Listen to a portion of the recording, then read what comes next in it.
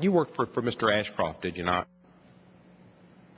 Yeah, Mr. Ashcroft was the Attorney General when I was at the Justice Department. Right. Did you consider yourself an employee of his? I'm sorry, sir? You were an employee of his. You were in the chain of command. You were underneath him, correctly? Is that right? Yes, sir. Did you communicate with Mr. Addington sometimes and not relay those communications through Mr. Ashcroft's office and keep him outside the loop? Sir, I never did anything to keep Mr. Ashcroft out of the loop. So Mr. Ashcroft had knowledge of everything that you discussed with Mr. Addington. Is that correct? Sir, as I explained in my opening statement, in the development of the August 2002 memo, we notified the Attorney General's office that we'd received the request for the memo.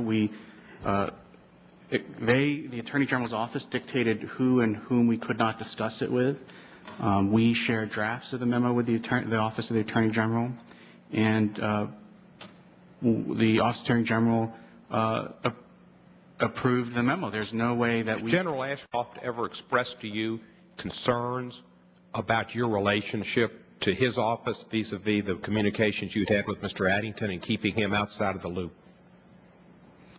I don't think that I don't think according to the Justice Department's guidelines I'm allowed to discuss with you any particular conversation that I had with Mr. Did the conversation exist? The gentleman will suspend again, Mr. Yu. In order for you to assert a privilege as the basis for answering a question, we need you to tell us what the privilege is and the specific basis in which you're asserting it.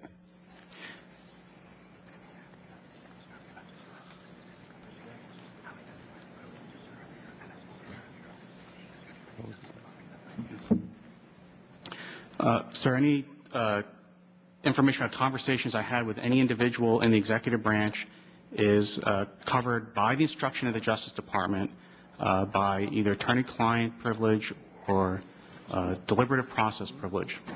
And that's the decision of the Justice Department. No. This particular question, which privilege are you asserting? Sir, first of all, I just want to make clear, it's the Justice Department that's asserting it, and it is the attorney-client privilege, along with as I said before in response to the previous questions. Well, wait a minute. If you are, how is the attorney-client privilege implicated in a question about your communication with your superior in the organization? You weren't his attorney. It may have been the Justice Department. Maybe. Yeah.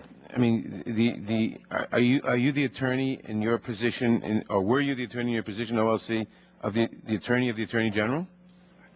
Was he your client? Sir, it's the Justice Department that's already decided in giving me these instructions that all these communications are covered by either the attorney-client privilege or the executive deliberation privilege.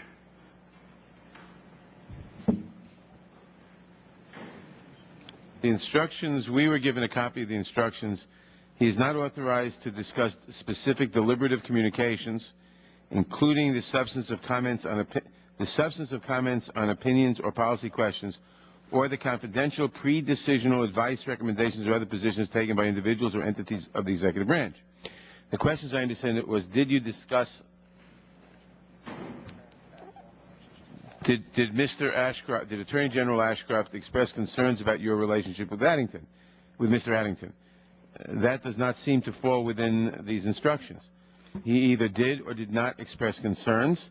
The question does not ask about specific deliberative communications or the substance of comments or opinions.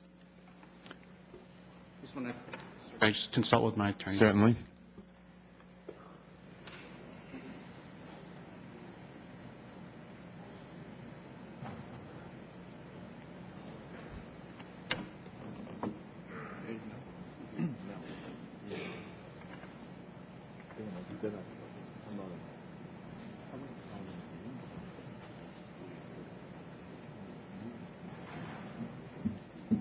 You're thinking about it in the next administration. There was a review, and there was a decision to review. After consultation with attorneys, I'll answer the question, which is My recollection is that, no, I never had such a conversation with the Attorney General.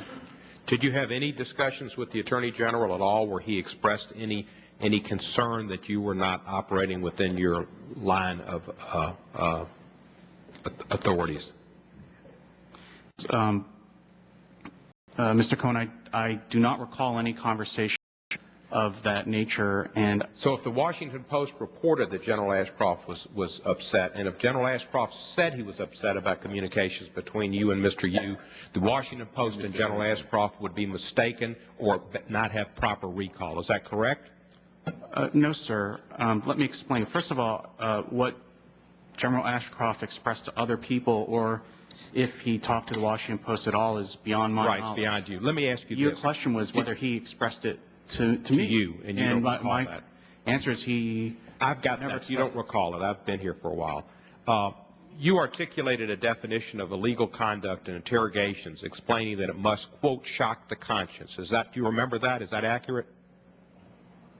Sir, I believe you're referring to the memo that was sent by the Justice Department to the Department of Defense in 2003 that defined cruel, inhumane, and degrading treatment. Yeah. What's the answer? Yes or no? Do you remember that? Shock the conscience. I'm just saying that I'm just trying to tell you where it arises, sir, which was in this memo where the Justice Department was interpreting the phrase cruel, inhumane, degrading treatment, which was subject to a reservation by the United States that said it's equivalent to, and it cited the 5th and 8th and 14th Amendments, which those amendments use the phrase shock the conscience. All right. But you also said that, and you explained that whether the conduct is conscience shocking turns in part on whether it's without any justification. Is that right? I'm sorry, sir. Can you repeat the question? Right. Did you also go further and say that whether the conduct is conscience shocking depends on whether it's without any justification? Do you recall that? Well, sir, it's in the memo. The memo. So that's true then. Yes. The answer is yes. The memo yes. says that. And it would have to be inspired by malice or sadness before it could be prosecuted. Is that right?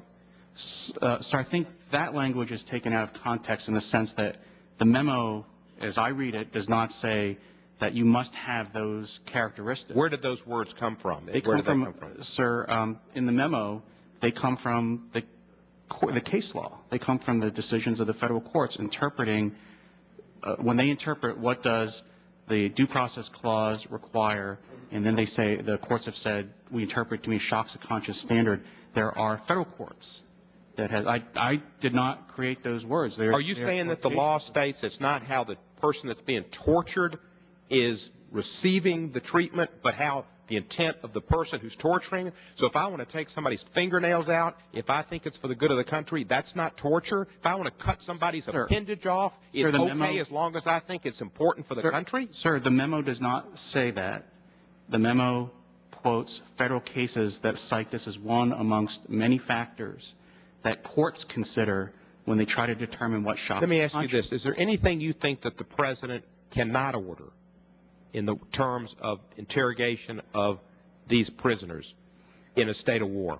So, sir, you're asking my opinion now, not what we addressed in the opinions. Because right now, what's your opinion now? The opinions in 2002 and 2003 do not address that question. What's your opinion now? Sir, because they were not at the time. What is your opinion now? Sir, let me finish. I'm just trying to finish the question, my answer, sir. No, you're trying to stretch out 5 minutes. No, I'm not. I have no idea what time. You guys are great on Beat the Clock. I don't play basketball, but I watch it. That was a game show. Maybe it was BYT. I guess it was before my time, sir. That's it, BYT. So, sir, answer the question. So, those questions are not addressed in those memos. They were not before us. Today, I would say there's a number of things that I don't think any American president would order in order to protect the national security, and I think one of those things is the torture of detainees. I do not believe, and I've said so many times, that the president, I don't think the president, or I say should ever. Without objection, the gentleman is granted one additional minute. Would the gentleman yield for a second? Yes, sir. Thank you. Mr. Yu, this is the second time today, or the third, that you've said that you don't believe an American president would order certain heinous acts. Would you answer the question, not would he order it, but could he order it under the law, in your opinion? And No, that's your question. Yeah. The question is to you. I'm not Edgar Bergen. That was a question. Yeah, that's your question.